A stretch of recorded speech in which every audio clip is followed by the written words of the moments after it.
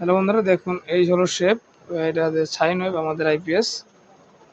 এটা হলো আমাদের সাইন ওয়েভ 50 হার্জ আছে। এটা হলো ইন্ডিয়ান, এটা সাইন ওয়েভ। এটা ভোল্টেজটা একটু বেশি থাকে, লোড দিলে একটু কমে। এটা হলো আমাদের সাইন ওয়েভ, শুধু সাইন ওয়েভ। এই 200 ওয়াট লোড আছে। এখন আমরা এটা টেস্ট করব। দেখি কোনো সময় ভিডিও বড় হয়ে যায়, তারপর এটা অফ করে দাও। হ্যাঁ, এটা আসো, এটা আসো, এটা নিয়ে আসো, এটা লাগাই।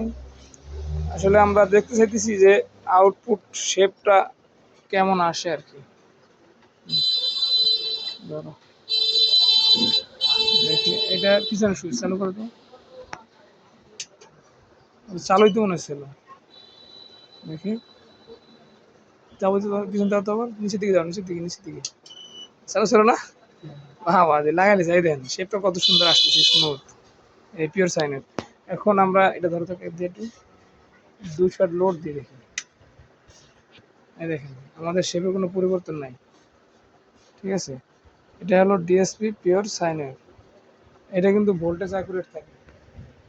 দেখুন 220 ভোল্ট আউটপুট, এটা অ্যাকুরেট থাকে 20 ভোল্ট আর কি। এটা হলো শেপ, মানে বিষয়টা হলো ডিএসপি পিওর সাইনের যেরকম, আর এটা শুধু সাইনের। মানে দুইটার যেটাই নেন, কোনোটাই ফ্যান কাটবে না, অন্যটার কিছুই কাটবে না। দুইটার সবই ভালো, কিন্তু এটা হলো বেশিরভাগ সময় এটা ইন্ডিয়ান আইপিএস এর ভিতরে এই সিস্টেমটা করা থাকে।